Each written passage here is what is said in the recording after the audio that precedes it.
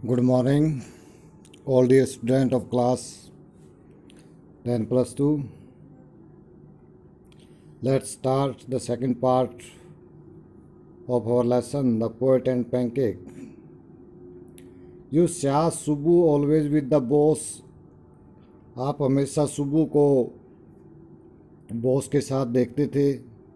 But in the attendance roll, परंतु हाजिरी register में he was grouped under a department called the story department.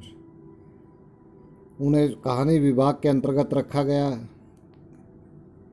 यानी जब भी उनकी हाजिरी लगती थी तो स्टोरी डिपार्टमेंट में लगती थी. Comprising A lawyer and assembly of writer and poets, जिसमें एक वकील और कवियों और लेखकों के एक समूह शामिल था. The lawyer was also officially known as the legal adviser. वकील को सरकारी रूप से एक कानूनी सलाहकार के रूप में जाना जाता था. But everybody referred to him as the opposite, परंतु प्रत्येक व्यक्ति उसे उसके विपरीत ही समझता था. एन एक्सट्रीमली टैलेंटेड एक्ट्रेस, एक अत्यधिक गुणवान नायिका. हु वाज आल्सो एक्सट्रीमली टेम्परेमेंटल, जो अत्यधिक तुनक मिजाज भी थी. तुनक मिजाज होता है जिसको जल्दी गुस्सा है, temperamental. Once blue hour on the sets, एक बार स्टेज के ऊपर भड़क उठी. वाइल एवरीवन स्टूड स्टन, जब प्रत्येक व्यक्ति हैरानी में खड़ा था. The lawyer quietly switched on the recording equipment, वकील ने चुपके से रिकॉर्ड करने वाले यंत्र को चला दिया. When the actress pause for breath, और जब नायिका सांस लेने के लिए रुकी. The lawyer said to her, वकील ने उससे कहा 1 मिनट प्लीज, कृपया 1 मिनट रुकिए. And played back the recording, उस रिकॉर्डिंग को दोबारा चला दिया. There was nothing incriminating and unmentionably foul about the actress tirade against the producer. But there was, वहाँ पर नथिंग इनक्रिमिनेटिंग, कोई भी आपराधिक यानी गलत, और अनमेंशनली और बताए न जाने वाली गलती नहीं थी. अबाउट द एक्ट्रेस tirade, नायिका के व्यवहार में. अगेंस्ट द प्रोड्यूसर, निर्देशक के खिलाफ. But when C heard her voice again through the sound equipment, परंतु आवाज़ के उस यंत्र ने जब उसने अपनी आवाज़ को दोबारा सुना. शी वाज स्ट्रक डम, तो वह बहरी हो गई, गूंगी हो गई. A girl from the country side, देहात से आई हुई वह एक लड़की, यानी वह देहात से निकली हुई एक लड़की. She had not gone through all the stage of worldly experience, उन सभी संसारिक अनुभवों से नहीं गुजरी थी. That generally preceded a position of importance and sophistication, that जो जनरली प्राय प्रेसिड आते हैं. ए पोजिशन ऑफ इम्पोर्टेंस, इतनी महत्व, एंड सोफिस्टिकेशन, और उच्च पद पर पहुंचने से पहले. That she had found her self, जिस पद पर, जिस परिस्थितियों में उसने अपने आप को पाया. कैटापुलेटेड इनटू, अपने आप को इसके अंदर घिरा हुआ पाया. यह कहने का अर्थ है, देहात से वो आई, वो एक ऐसी लड़की थी जो अत्यधिक महत्व और उच्च पद पर जाने से पहले उन संसारिक अनुभव से नहीं गुजरी थी जिस संसारिक अनुभव में उसने अपने आप को घिरा हुआ पाया. That was the end of brief and brilliant acting career, और यह एक शख्सियत और शानदार अभिनय जीवन का अंत था. द लीगल एडवाइज़र, कानूनी सलाहकार.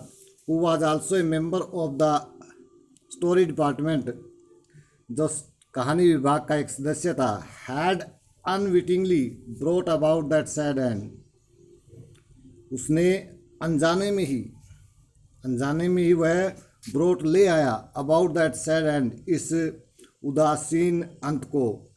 While every other member of the department वोर ए काइंड ऑफ यूनिफॉर्म, यद्यपि विभाग का प्रत्येक दूसरा सदस्य एक प्रकार की वर्दी पहनता था. खादी धोती विद स्लाइटली ओवरसाइज्ड, खादी धोती जो थोड़ी सी आकार में बड़ी थी.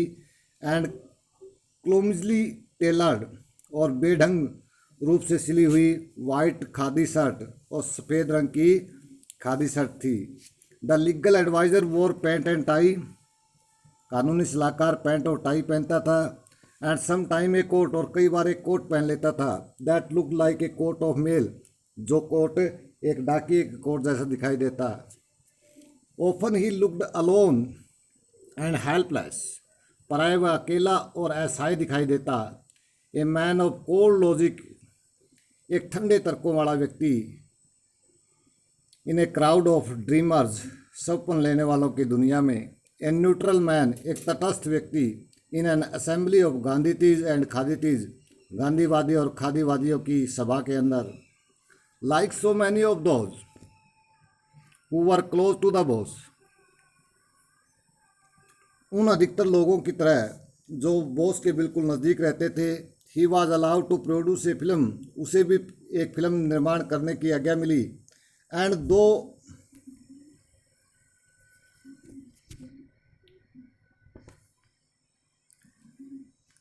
ए lot of raw stock and pancake were used on it, यद्यपि उसके ऊपर अत्यधिक मात्रा में कच्चा पदार्थ और पैनकेक प्रयोग किया गया। Note much came of the film, film से अधिक कुछ नहीं निकला, यानी फिल्म अधिक सफल नहीं हुई। देन वन डे, तब एक दिन, the boss close down the storage department, बॉस ने कहानी विभाग को बंद कर दिया। And this was perhaps the only instant in all human history, और शायद यह मानवीय इतिहास में पहला उदाहरण था, where a lawyer lost his job, जहाँ एक वकील ने अपनी नौकरी खो दी। बिकॉज, क्योंकि the poet were asked to go home, क्योंकि कवियों को घर जाने के लिए कह दिया गया। यानी डिपार्टमेंट कवियों का था और डिपार्टमेंट बंद हो गया, और उसी डिपार्टमेंट के अंदर वो लीगल एडवाइज़र यानी लायर था, तो इसलिए उसकी भी नौकरी चली गई। Gemini Studio was the favourite haunt of poet like SDS. Yogiyar, Sangu Subramaniam, Krishna Shastri and Harindranath Chattopadhyay. Gemini Studio SDS. Yogiyar, Sangu Subramaniam, Krishna Shastri और हरिंद्रनाथ चट्टोपाध्याय जैसे कवियों का मुख्य अड्डा था। हंट होता है अड्डा, favourite place. It had an excellent mess, इसकी एक शानदार रसोई थी। Which supplied good coffee at all time of the day and for most part of the night, जो दिन के अधिकतर समय और रात के अधिकतर समय में भी एक अच्छी कॉफ़ी प्रदान करती थी। दोज वर द डेज, ये वो दिन थे, वैन कांग्रेस रूल मीन, जहाँ कांग्रेस शासन का था प्रोहिबिशन, मद निषेध। एंड मीटिंग और एक कप ऑफ कॉफ़ी, और कॉफ़ी के कप पर मिलना, वाज रैदर सेटिस्फाइंग इंटरटेनमेंट, अत्यधिक संतोषजनक मनोरंजन था। Bearing the office boys and couple of clerks, office boy और एक या दो क्लर्क को छोड़कर everybody has at the studio, studio में प्रत्येक व्यक्ति के पास रेडियंट लेजर, फुर्सत थी, यानी प्रत्येक व्यक्ति के चेहरे पर फुर्सत झलक रही थी। ए प्री रिक्विजिट फॉर पोइट्री, जो कविता के लिए एक प्राथमिक आवश्यकता होती है। Most of them war khadi, उनमें से अधिकतर खादी पहनते थे। एंड वर्शिप गांधी जी, और गांधी जी की पूजा करते थे। But beyond that they had not the faintest appreciation of for political thought of any kind.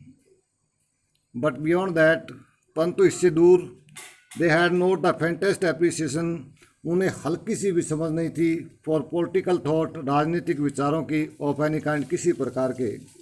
Naturally, स्वाभाविक रूप से, they were all averse to the term communism, वे साम्यवाद के खिलाफ थे।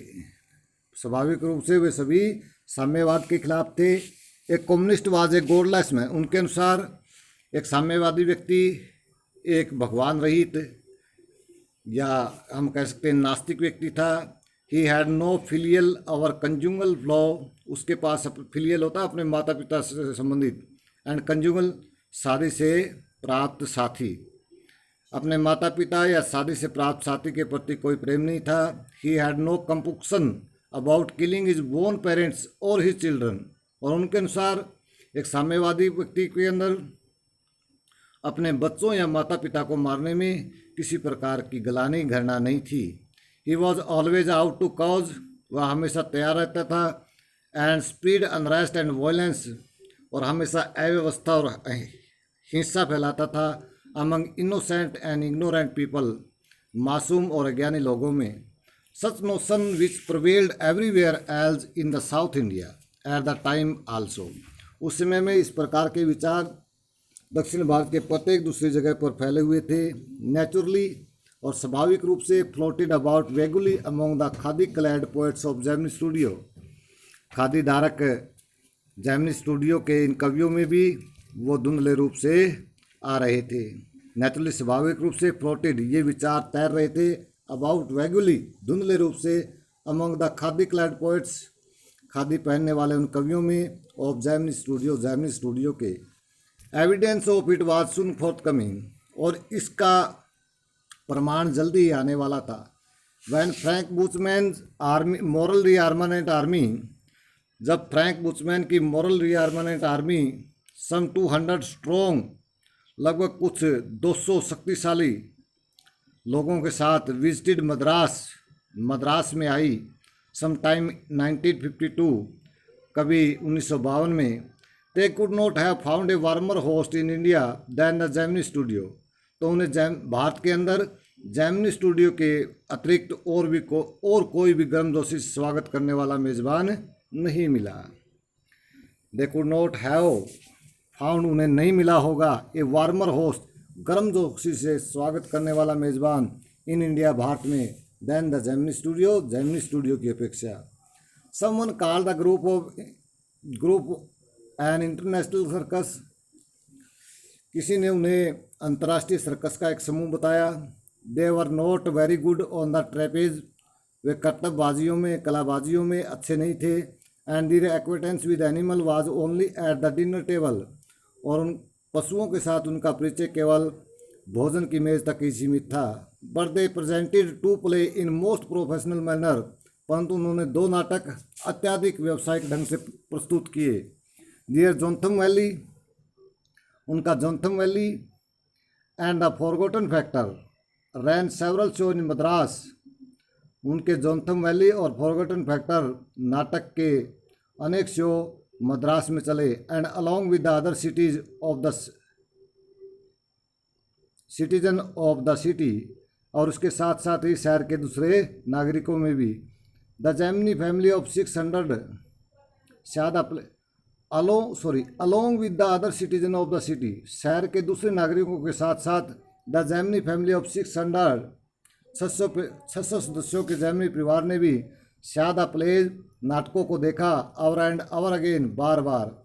The message of the plays were usually plain, इन नाटकों के संदेश सदाए साधारण थे। एंड सिंपल होमलीज, और सीधी सादी हिदायतें थी। होमलीज होती हिदायतें, उपदेश। बट सेट्स एंड कस्टम, परंतु रंगमंच और परंपराएं वर फर्स्ट रेट, प्रथम दर्जे की थी। Madras and Tamil drama community वर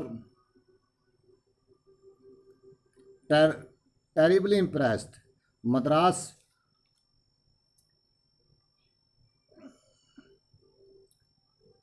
और तमिल नाटक समुदाय वर टेरिबली इम्प्रेस्ड, अत्यधिक उनसे प्रभावित था। एंड फॉर सम ईयर, और कुछ सालों तक, ऑलमोस्ट ऑल तमिल प्लेज, लगभग सभी तमिल नाटकों में had a scene of sunrise, सूर्योदय का एक दृश्य होता, एंड सनसेट, और सूर्यास्त का, in the manner of Jotham Valley की तर्ज में, विद ए बेयर स्टेज, एक खाली स्टेज के ऊपर, ए वाइट बैकग्राउंड कर्टेन, एक सफ़ेद पृष्ठभूमि का पर्दे के साथ, and a tune played on the flute, और बांसुरी पर एक धुन बजाई जाती। It was some year later that I learned that MRA was a kind of counter movement to international communism, कुछ साल बाद मुझे पता चला कि एमआरए अंतर्राष्ट्रीय साम्यवाद के खिलाफ एक आंदोलन था। And big bosses of Madras like mister Vasan simply played into their hand, और मद्रास के बड़े बड़े बॉस जैसे श्रीमान वैसन साधारणतः उनके हाथों में पड़ गए। I am not sure however that was this Indeed in the case, मैं पूरी तरह से आश्वस्त नहीं हूँ कि स्थिति केवल ऐसी ही थी। फॉर, क्योंकि unchangeable aspect of this bosses, इन बड़े बड़े बॉसों के कभी न बदलने वाले पहलू, एंड दियर इंटरप्राइजेज, और उनके उपक्रम, रिमेन द सेम, बिल्कुल एक जैसे रहे। एमआरए और नो एमआरए, इंटरनेशनल कम्युनिज्म और नो इंटरनेशनल कम्युनिज्म, एमआरए हो या न हो, अंतर्राष्ट्रीय कम्युनिज्म हो या न हो। The staff of Gemini studio had a nice time, Gemini Studio के स्टाफ का एक अच्छा समय बीता। होस्टिंग 200 पीपल, 200 लोगों की मेज़बानी करते हुए। ऑफ आल ह्यूज, जो सभी रंगों के थे। एंड साइज, जो सभी आकार के थे। एट लीस्ट 20 नेशनलिटीज़, जो लगभग 20 देशों से आए थे। It was such a change from the usual collection of crowd player waiting to be slapped with a thick layer of the makeup boy by office boy in the makeup department. It was change, और ये एक बदलाव भी था, ये अलग था। From the usual collection of crowd player, सामान्य भीड़ का अभिनय करने वाले उन नायकों से waiting to be slapped with thick layer of makeup, जो मेकअप की मोटी मोटी परतों को लिपे जाने का इंतजार कर रहे होते थे। बाय द ऑफिस बॉय द्वारा इन द मेकअप डिपार्टमेंट में। ए फ्यू मंथ्स लेटर, कुछ महीने बाद, the telephone lines of the big bosses of Madras buzzed, Madras के बड़े बड़े बॉसों की टेलीफोन लाइन पर गूंज उठी। बुज होता है गुनगुनाहट होते हैं। एंड वंस अगेन, और एक बार फिर, we at the Gemini studio cleared a wall shooting stage, हमने जेमिनी स्टूडियो का पूरा स्टेज खाली करना पड़ा, साफ करना पड़ा। टू वेलकम अनदर विजिटर, एक दूसरे आगंतुक का स्वागत करने के लिए।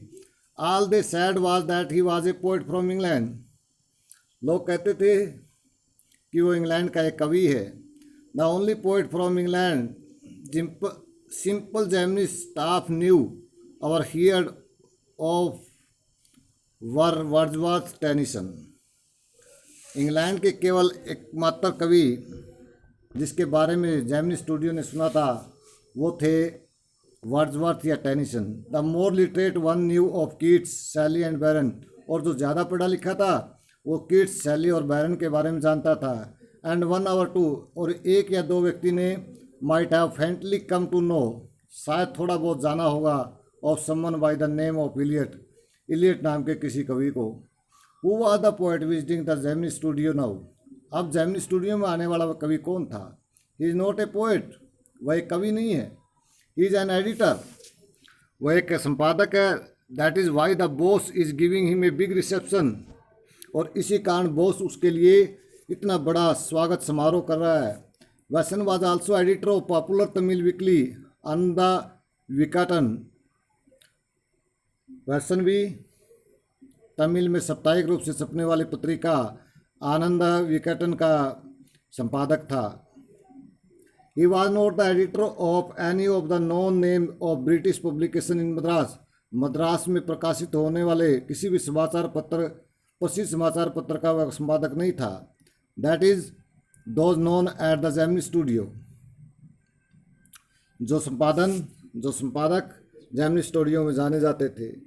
Since the top man of Hindu were taking the initiative, क्योंकि हिंदू के श्रेष्ठ व्यक्ति भी ये शुरुआत कर रहे थे। द सरमाइज वाज दैट, मुख्य निष्कर्ष ये था दैट कि the poet was the editor of A daily, कि कवि एक दैनिक समाचार पत्र का संपादक है। But not from the Manchester guardian and London time, परंतु मैनचेस्टर गार्डियन और लंदन टाइम का नहीं है। That was all that even the most well informed among us know, यही वो बात थी जिनको हम में से अधिक ज्ञानी या जानकार व्यक्ति जानता था। एट लास्ट, अंत में, अराउंड 4 in the afternoon, लगभग 4 बजे दोपहर बाद, द पोइट और द एडिटर अराइव्ड, कवि या हम कह सकते हैं एडिटर आ गया। ही वॉज ए टाल मैन, वह एक लंबा व्यक्ति था। वेरी इंग्लिश, बहुत ही अंग्रेज। वेरी सीरियस, बहुत ही गंभीर। And of course very unknown to all of us, और सचमुच हम सब के लिए पूरी तरह से अनजान। Battling with half a dozen pedestal fan on the shooting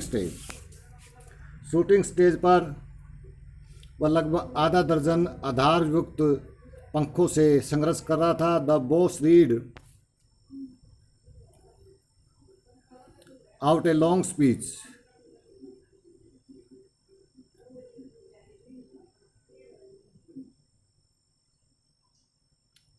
boss ने एक लंबा सा भाषण पढ़ा।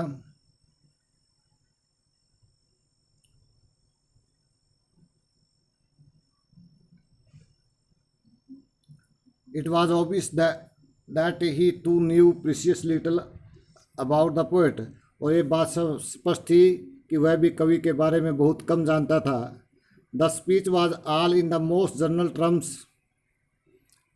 उसका भाषण सामान्य बातों के बारे में था. But here and there it was peppered with words like freedom and democracy. परंतु यहाँ कहीं कहीं उसके भाषण के अंदर स्वतंत्रता और प्रजातंत्र जैसे शब्द भरे पड़े थे. Then the poet spoke. तब कवि बोला. He could not have addressed a more dazed and silent audience.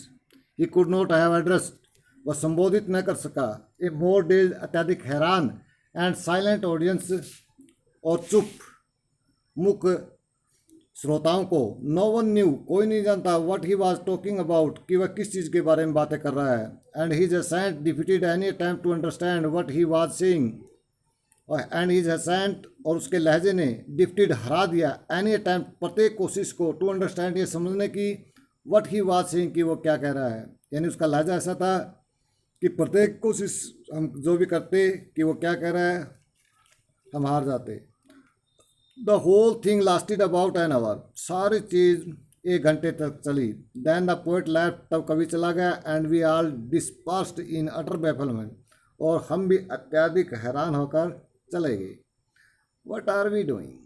हम क्या कर रहे थे, क्या कर रहे हैं. What is an English poet doing in a film studio. एक फिल्म स्टूडियो में अंग्रेज कवि क्या कर रहा है. Which makes Tamil film. जो तमिल फिल्में बनाता है. For the simplest sort of people. सीधे साधे लोगों के लिए. People whose live least afford them the possibility of cultivating a taste of for English poetry. People, वे लोग, हुज लाइफ, जिनका जीवन, least afford them the possibility of cultivating a taste of for English poetry. जिनका जीवन अंग्रेजी कविता के अंदर रुचि पैदा करने की संभावना को सहन नहीं कर सकता. The time is enough. Thank you. Last of we will do tomorrow.